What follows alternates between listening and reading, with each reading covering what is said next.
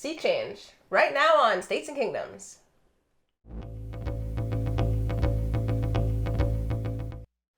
Welcome back to States and Kingdoms. Today we're talking about Beck's album Sea Change. One of my personal favorites. E2? See? Bueno. Muy. So, you know, I had listened to Beck, of course, like everybody, you know, knew his earlier stuff. Not that much earlier. You had Mellow Gold. The first album I ever bought. Yeah, which is crazy. Myself. You know, because I think most people that listen to Loser on the radio didn't go out and get the album. I listened to the whole album, too. Yeah, I know. And it was great. Yeah, I loved it. And then, of course, Odelay came out and, you know, had that. And huge, giant album for him. Mm-hmm. I didn't get Mutations when it first came out. I skipped. This is all boring. I don't need to tell anyone this story. Anyway, long story short, when I first heard this, I was at someone's house, and I loved it. I didn't know it was Beck. I didn't know who it was. Mm-hmm. I was just like, what is this album? And when I found out it was Beck, I was like, what? So I went and got it and loved it, and the rest is history. Thank you, Lewis. That was short, but pointless. Anyway, this, I think, is a masterpiece. It's a gorgeous album. And so this album is, I guess it surprised some people. It's completely personal. Yeah. There are a lot of introspective, emotional lyrics. It doesn't shift styles at all. Very folksy, very country, with some, lovely orchestration and, some like keyboardy things here and there. But it has a pretty simple, not simplistic, but just really intimate. Gentle, intimate sound. Really puts you in a place. It's moody. It's very... Yeah, well, it has a mournful vibe that, I don't always want to listen to, but yeah. It's not depressing. Can be. We were talking about, the breakup albums and what are the best ones, and, I really don't care. But, the Blue, of course, was one of them. Yeah, Face Value is a good breakup album. There's a few. We talked about 13. It's not like a Damon solo album. Yeah. Otherwise, maybe it would have been a little bit more of a downer. But also, basically, everything we've gotten from Damon since has been sort of a downer. I mean, a little bit. If you are, forgetting about, if you broke up with someone or whatever, but if you, if you are melancholy, this is a good album, I think. It does, you can kind of commiserate with him very easily. Mm-hmm. It's very just very cathartic. There's some beautiful songs that lift you up and then smash you down. Yes. Again. Every song does it, basically. No.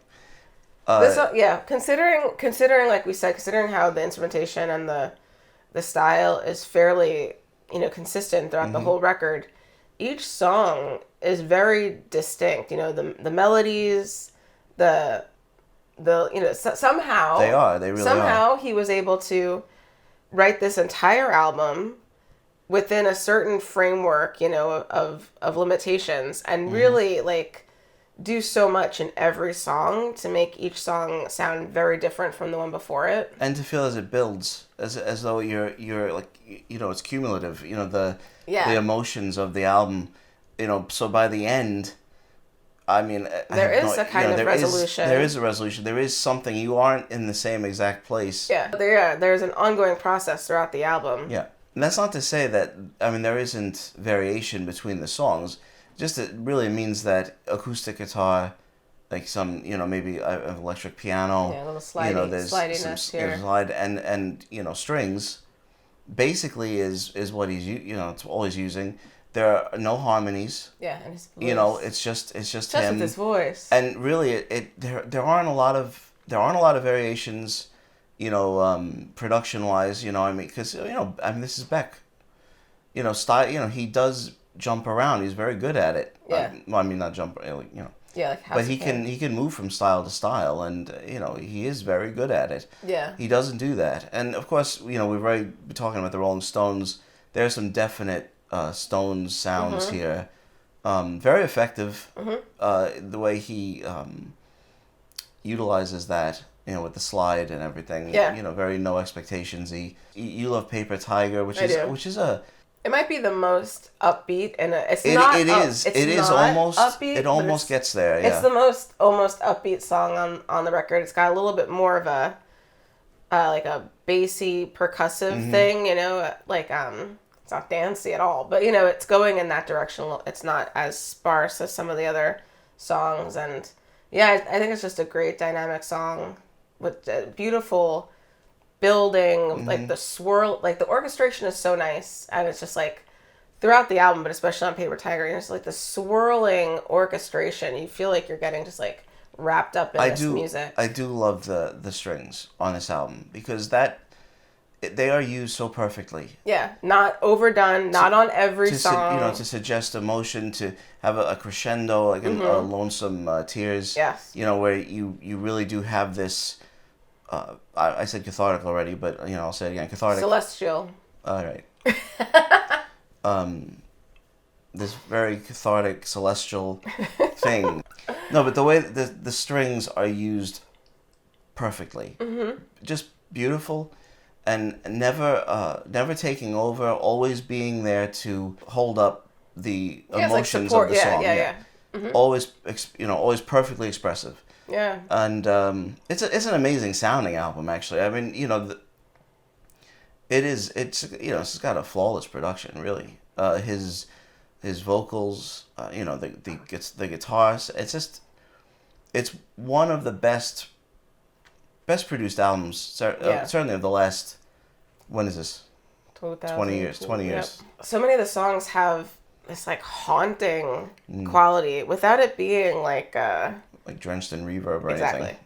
Yeah. It's not like echoey, but there's just this like there's the quality of like I think that it's not, there's not a ton going on all the time, and his voice is very close. His singing throughout sounds very soft. Beck doesn't belt out vocals. No. So but he is definitely, it is a bit more subdued. It's extremely intimate and and up to this point in his career. Yeah. Yeah. Compared to his last album. Yes. Before this. Midnight Vulture. But we were saying, Beck he's critically acclaimed. He's been very, very successful. I mean, of course, he's been very successful. But I sometimes, at least listening to this, it's like, I'm not sure, does everyone realize really just how talented he is? Yeah. This is a really amazing album. Yeah. So it's an amazing album. But everything about this album, I mean, what's so great about Beck, is his cleverness, his artsiness. Mm-hmm.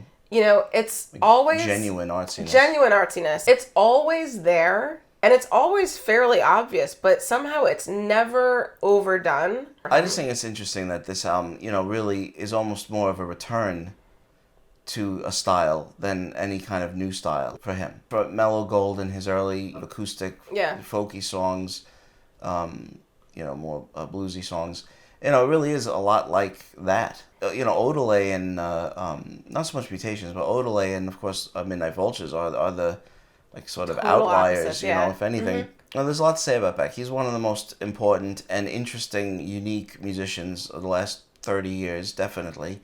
He's been kind of a constant for both of us, which is crazy how long that's been, since I went to Mr. Cheapo's and he's like, "Can I buy that record, please?" Thank you. It was adorable. Yeah, right.